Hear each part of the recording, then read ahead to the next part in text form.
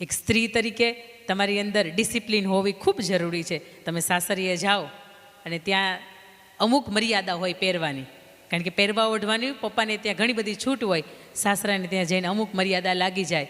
સાસુબા તો એવું કહેતા હોય ડ્રેસને કુર્તી નહીં ચાલે, દુપટ્ટો નાખો, ઘણી બધી આવી મર્યાદા હોય. પણ મારે તમને એ કહેવું છે કે વસ્ત્રોની સાથે સાથે તમારા વિચારોની અંદરની પણ શિસ્ત ક્યાંય ચૂકાય નહીં. તમારી પાસે ડબલ માસ્ટર્ડ હોય, ડબલ ગ્રેજ્યુએટ હોય, તમે ડબલ પીએચડી હોય, અને છતાંય અમુક વખત વડીલોની સામે ન બોલાય તો ન જ બોલાય, અને છતાંય તમે બોલી જતા હોય, તો મારે તમને એ કહેવું છે, those all degrees goes to dustbin. ડિગ્રીના કટકા કરીને તમે ડસ્ટબિનમાં ફેંકી દો. જે તે સમય છે, આપણા વડીલો ઉગ્ર છે, ન બોલાય. બીજા દિવસે આપણાથી એવું ન કહેવાય કે બા તમે કાલ કહેતા હતા એ આ બરોબર નહોતું, આમ નહીં આમ હતું. બાને મજા આવે, પણ તો એ તીખા છે એટલે ડબલ તીખા આપણે થાય.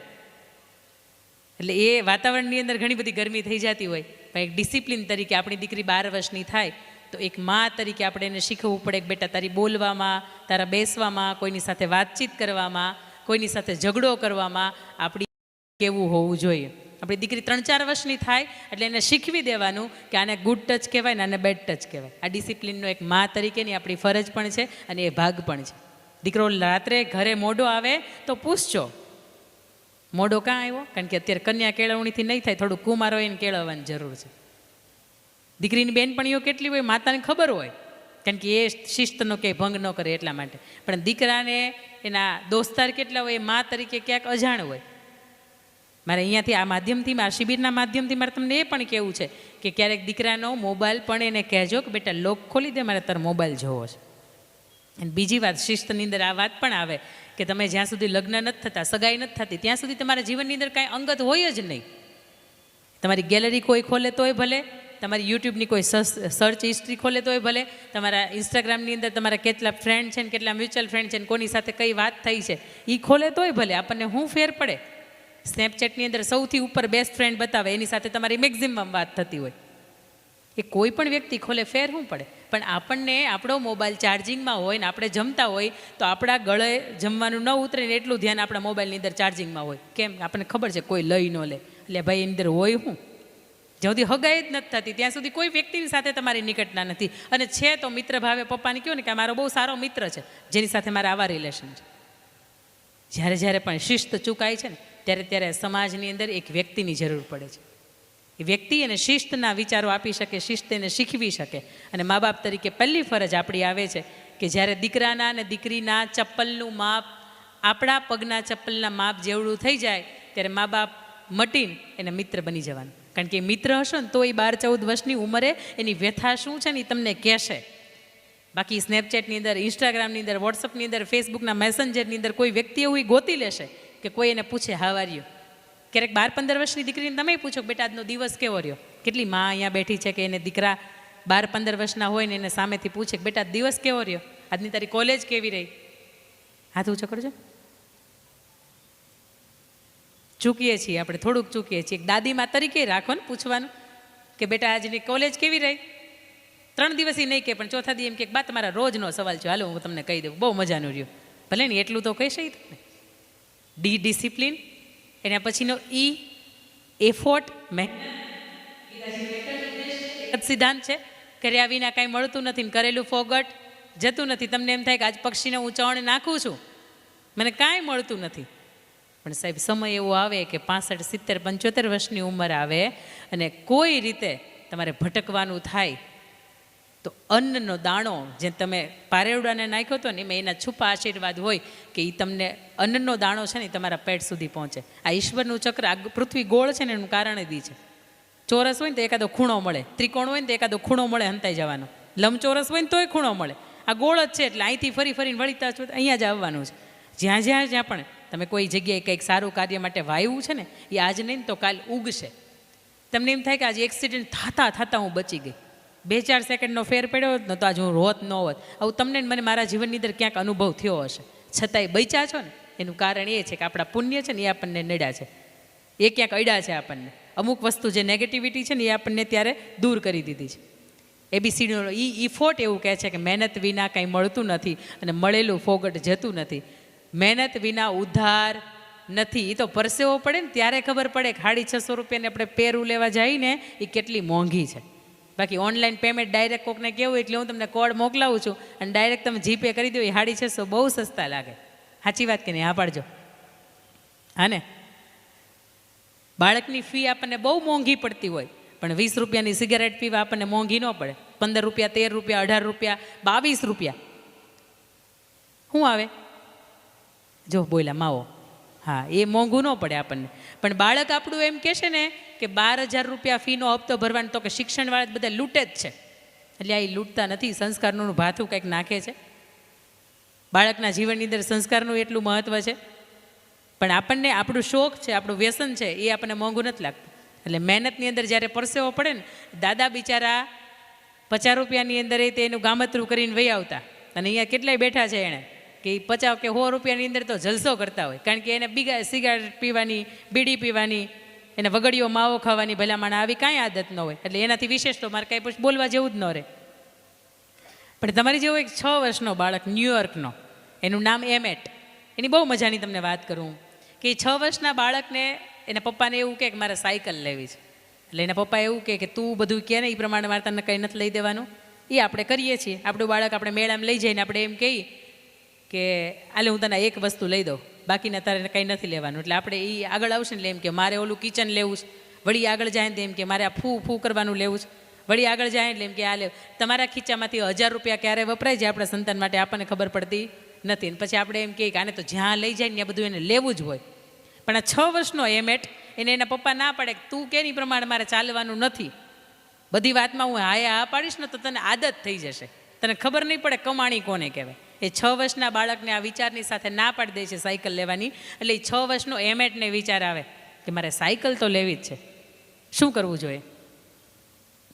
જેટલા પણ રમકડા પોતાના હતા એને વેચી દીધા. 4800 રૂપિયા આવ્યા. હજી 6000માં 1200 રૂપિયા ન્યૂયોર્કની કરન્સી પ્રમાણે ઘટે.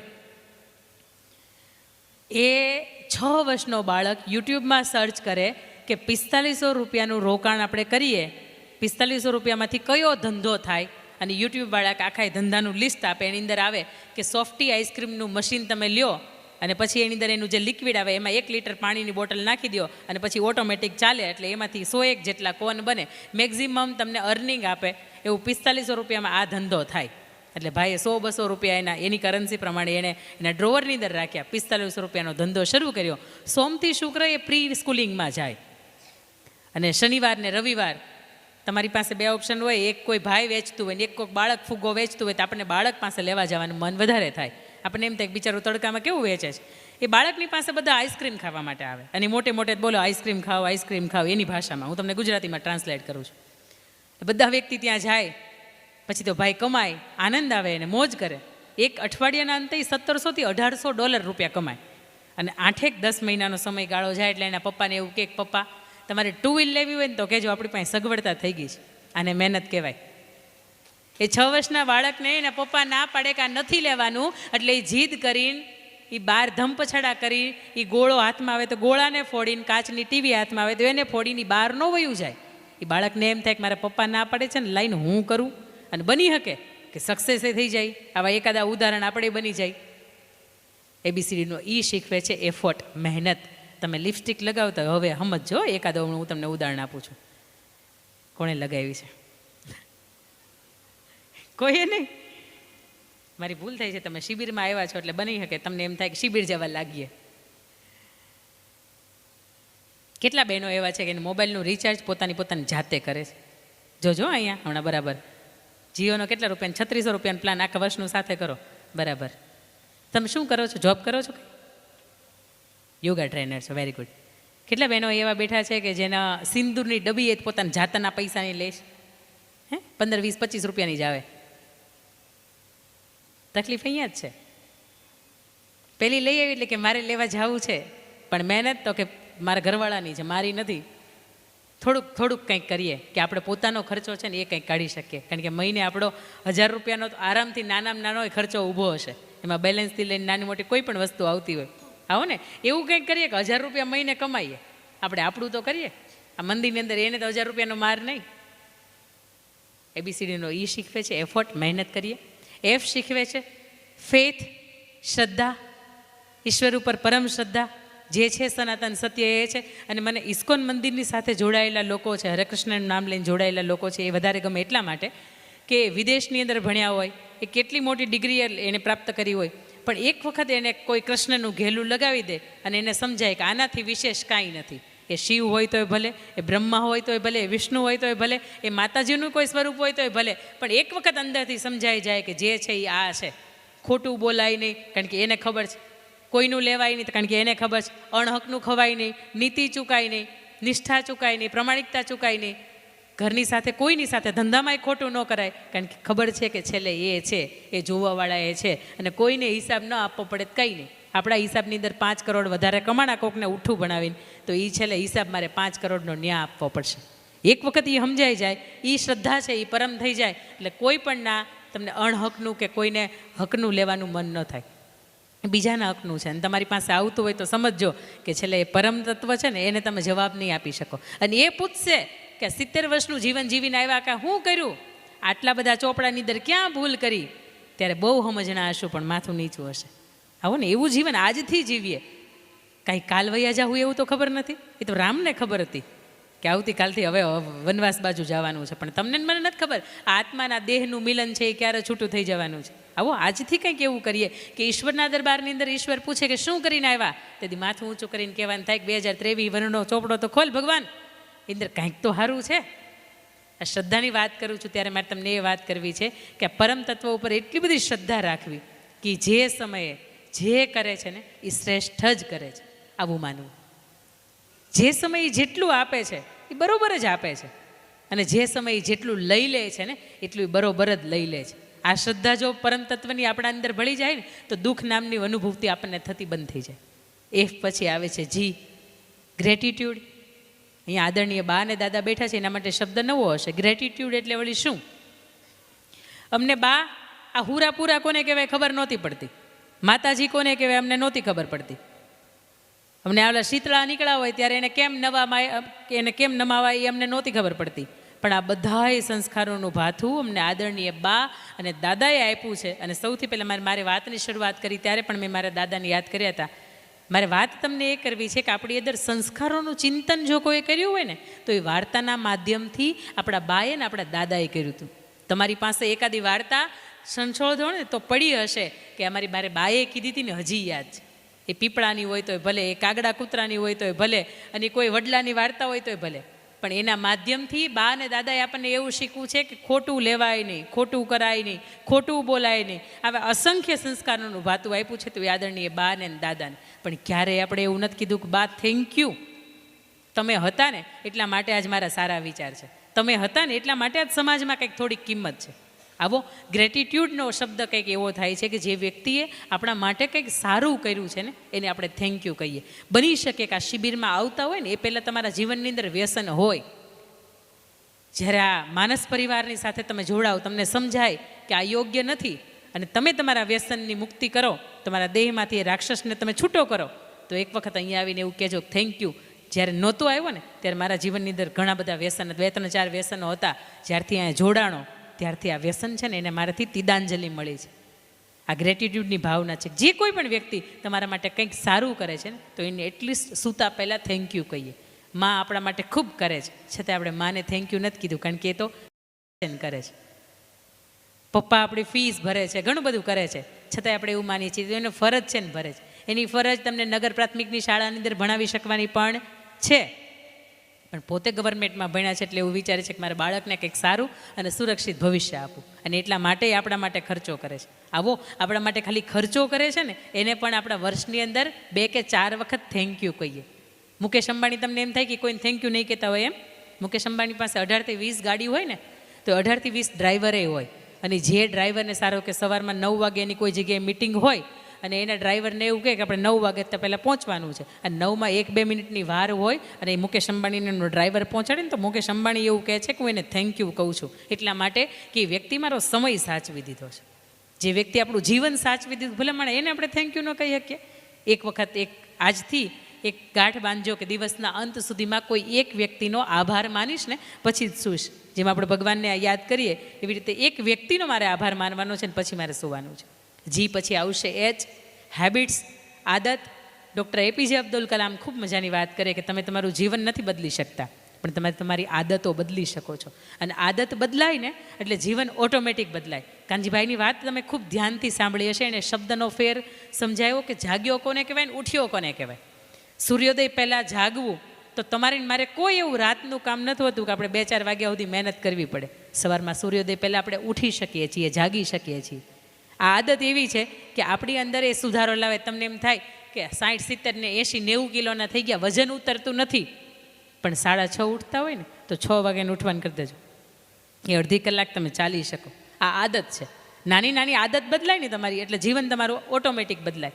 ઘણા બધાને ઘણી બધી આદત હશે જે આદત આપણા જીવનમાં ન જ હોવી જોઈએ.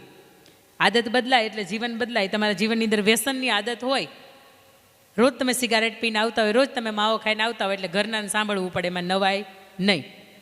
તમે જેટલાની સાથે જોડાયેલા હોય એક મિત્ર સિવાય બધાય સંભળાવે તમને, પણ એ તમારી આદત બદલાય ને તો એ જેટલું સંભળાવે છે ને એટલો એ પ્રેમ પણ આપે. પણ આદત તો બદલીએ. અમુક એવી આદત છે કે આપણને ખબર છે કે આદત મારી બહુ ખરાબ છે.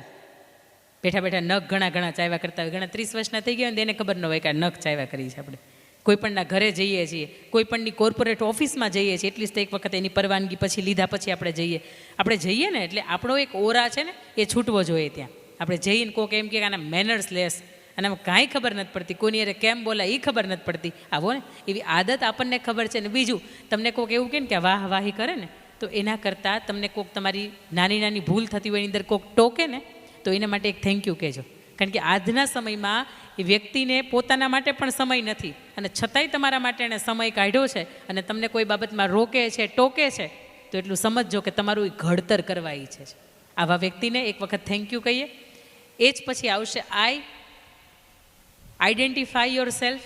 પ્રમુખ સ્વામી મહારાજને મારે આજે યાદ કરવા છે આ પ્રસંગે કે એક વખત આવી સરસ મજાની સભા હતી અને એની અંદર સંબોધન પછી એણે એવું કહ્યું કે ગોડ બ્લેસ યુ, ભગવાન તમારું રક્ષણ કરે, એની ઉપર તમારા મહારાજ તમારી ઉપર કાયમી રાજી રહે. એટલે એક વ્યક્તિ છે સભામાંથી આવે અને પ્રમુખ સ્વામી મહારાજને એક પેપર આપે અને કાગળ ને કલમ આપતા એવું કે મહારાજ આપ અહીંયા લખી આપો, ભગવાન તો મારી ઉપર ઈશ્વર આપશે જ, પણ તમે પણ આશીર્વાદ આપો. એવું લખી આપો કે આઈ બ્લેસ યુ, એટલે હું તને આશીર્વાદ આપું છું. પ્રમુખ સ્વામી મહારાજ છે એ લખે છે આઈ બ્લેસ યુ. એની અંદર પેલો આઈ છે ને એને બીજી ABCDમાં લખે છે.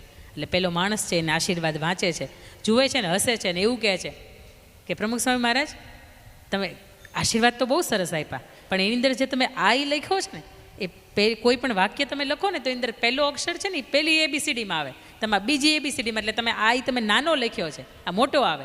અને ત્યારે પ્રમુખ સ્વામી મહારાજે એવું કહ્યું હતું કે જીવનની અંદર આ આઈને નાનો રાખવામાં મજા છે. સમજાણી આ વાત? તમારી જાતને ક્યાંય પણ નાની રાખવામાં મજા છે. જ્યારે જાતને તમે મોટી કરવા જાશો કે હું મોટો છું, તકલીફ ત્યાં છે. એક વખત 5 આંગળીને ઝઘડો થયો કે મોટું કોણ? અંગૂઠો કે હું મોટી, આંગળી કે હું મોટી, 5 આંગળીએ. સમજો આ મજા કેમાં છે? અંગૂઠાએ એવું કીધું કે હું મોટો છું, એનું કારણ તમે સાંભળો. કોકને એમ કહું ને કે બહુ સરસ મજાની તમે 3 દિવસીય શિબિર કરો છો, બહુ મજાનું કામ કરો છો, એટલે આ વ્યક્તિઓને, આ મેનેજમેન્ટ કમિટીને, આ કાર્યકરોને અંદરથી એક હાશકારો ભરાય અને હૈયે ટાઢક થાય, એક શેર લોહી ચડી જાય કે વાહ, અહીંયા આવીને કોક એમ કહે છે થમ્સઅપ, વેરી ગુડ, તમે બહુ સરસ કામ કરો છો, તમારું થંભ છે આગળ કરો છો. અહીંયા આવીને કોઈ એમ કે અરે ભગવાન તમે કર્યું ને આવું આયોજન કર્યું, તમારે સવાર બપોર હાંજની સાથે શિબિર કરે, તમે બરોબર ન કર્યું. એટલે કોઈ વ્યક્તિને હું એમ કહું તમે બરાબર ન કર્યું એટલે એ માણસ અંદરથી મૂરઝાઈ જાય, એને અંદરથી સારું કર્યાનો આનંદ છે એ જતો રહે. એટલે કોકને હું બેસ્ટ ઓફ લક કહું તો ફેર પડી જાય, કોકને હું ટાઈ ફિશ કહું તો ફેર પડી જાય, ત્યાં સુધી કે કોકને હું આમ સિક્કો મારીને સિક્કો બદલી નાખું ને તો દસ્તાવેજની અંદર માલિકોના નામે બદલી નાખું. અંગૂઠો એમ કહે છે કે હું મોટો છું, એટલે તરત બાજુવાળી આંગળી એવું કીધું કે બંધા, કારણ કે અંગૂઠો છે એ પુરુષ કહેવાય ને, અને એનો બોલ તો બંધ કરવાની શક્તિ કોની પાસે? આ શક્તિની પાસે. એટલે તરત આંગળી એવું કીધું કે ચૂપ થઈ જાય. કારણ તો કે તું દસ્તાવેજમાં માલિકના નામ બદલે એટલે માલિક બદલી નાખે, 5 વર્ષે મતદાન આવે, હું તો દેશનો રાજા બદલી નાખું, મોટું તો કે હું કહેવા. એટલે તરત ત્રીજી આંગળી ઊભી થાય, તરત એવું કીધું કે સાઈઝ જો, મારી સાઈઝ જો, સૌથી મોટી તો કે હું કહેવા, એટલે હું સૌથી મોટી છું. મોટા તો કે દેખાય છે ને એ મોટા, તો એને ખબર નથી ગુજરાતમાં કહેવત છે કે મોટા એટલા પાછા ખોટા, જો તમને ખબર છે. એના પછીની આ ચોથી આંગળી છે, એણે એવું કહ્યું કે તું રાજા તો બદલી નાખે, પણ એ રાજાને કાંઈ પણ શુભ કાર્ય કરવું હોય તો એના મસ્તક ઉપર હું તિલક ન કરું તો એ રાજા કાર્ય ન કરી શકે. એટલે સૌથી મોટી તો કે હું કહેવાઉં, બિચારી ટચલી આંગળી તો સૌથી નાની. એટલે આ ચારેયને બંધ થવા માટે એવું કહ્યું કે બંધ થાવ. ઇમરજન્સીમાં તો હું જ કામ લાગુ. એ નહીં હો, તમે સમજો છો, એ બિલકુલ ઇમરજન્સીની વાત નથી. એ તો બહુ નાના હતા ને ત્યારની વાત હતી. આ મોટા થયા પછીની ઇમરજન્સીનો મતલબ ભગવાન શ્રી કૃષ્ણ તમને મને સમજાવે છે કે ગોકુળની અંદર ઘણા વર્ષો પહેલાં વરસાદ પડતો હતો અને તે દિવસે ભગવાન પાસે 5 આંગળી હતી અને છતાં એવડો મોટો ગોવર્ધન પર્વત છે ભગવાને બધાના સહકારની સાથે માત્ર ટચલી આંગળી ઉપર તોડ્યો હતો. એ વાત તે દિવસે 5000 વર્ષો પહેલાં ભગવાને કહી દીધી હતી કે તમારી વચ્ચે જે નાનો છે ને એનું યોગદાન બહુ મોટું છે. અને આ 5 આંગળીનું તમે 5 ઘરની અંદર 5 વ્યક્તિ રહેતા હોય ને એને બધાનું કેન્દ્ર બિંદુ એટલે વડીલો. એટલે 5 આંગળી છે ને બધાના મત સાચા હતા, બધાની રીતે સાચા હતા. એટલે 5નું કેન્દ્ર બિંદુ એટલે હથેળી એટલે વડીલ. આ 5 ભેગા થઈને વડીલની પાસે ગયા અને વડીલને પૂછ્યું કે 5 રાઈટ છીએ. વડીલે કે બરોબર છે. તો મોટું કોણ? વળી પાછો સવાલ તો હતો એ નહીં જ હતો. એટલે ત્યારે વડીલોએ બહુ મજાની વાત કરી, તમે 5 ભેગા થઈ જાઓ અને કોકને પાણીનો ગ્લાસ ભરીને ભાવ ને એટલે કોક માણસની તરસ બુઝાઈ જાય. તમે 5 ભેગા થાવ અને કોકને કોળીઓ ખવડાવો ને તો એ માણસની કેટલાય વર્ષો જૂની, જે આપણે ઘણી વખત આપણે 2 કોળિયા ખાઈને તોય ધરાઈ રહીએ છીએ. કેમ? કારણ કે એ કોળિયાની અંદર પ્રેમ એટલો હોય. તમે 5 ભેગા થઈ જાઓ ને એ માણસને જમાડો ને એટલે એ માણસને વર્ષોની જે ખાવાની આશા હોય, એ તૃપ્તિ હોય એ થઈ જાય. તમે 5 ભેગા થઈ જાઓ અને કોક હારેલો, થાકેલો, મૂંઝાયેલો કે ભાંગી પડેલો કોઈ પણ માણસ હોય ને એને તમે શાબાશી આપો ને તો એ માણસ બેઠતો થઈ જાય, ઉઠતો થઈ જાય, દોડતો થઈ જાય. તમે 5 ભેગા હોય, ભલા માણસ વર્ષોથી બાપા વખતના કોઈ બોલતા ન હોય, 2 પરિવારને કાંઈ વાંધો ન હોય, રોજ એની પાછી વહુવારું હોય ને રોજ એકબીજાને મલકાય, વળી ડેલી આવે ને એટલે કે તું તારી રીતે ને હું મારી રીતે. કેમ? તો કે આપણા પરિવાર બોલતા નથી. ત્યાં તમે 5 ભેગા થઈ જાઓ ને કોકને રામ કરો ને તો વર્ષો જૂના તૂટી ગયેલા સંબંધ હોય ને સાહેબ એ સુધરી જાય. અને તમે 5 ભેગા થઈને કોકને મુક્કો મારો ને તો સામેવાળાનો ભૂકો નીકળી જાય. આ વડીલો એવું કહે છે કે ભેગા રહેવામાં, ભેગા બેહવામાં, ભેગા ઉઠવા બેહવામાં, ખાવા પીવામાં મજા છે અને પોતાની જાતને નાની રાખવામાં મજા છે. આ હું મોટો એની અંદર જ તકલીફ છે.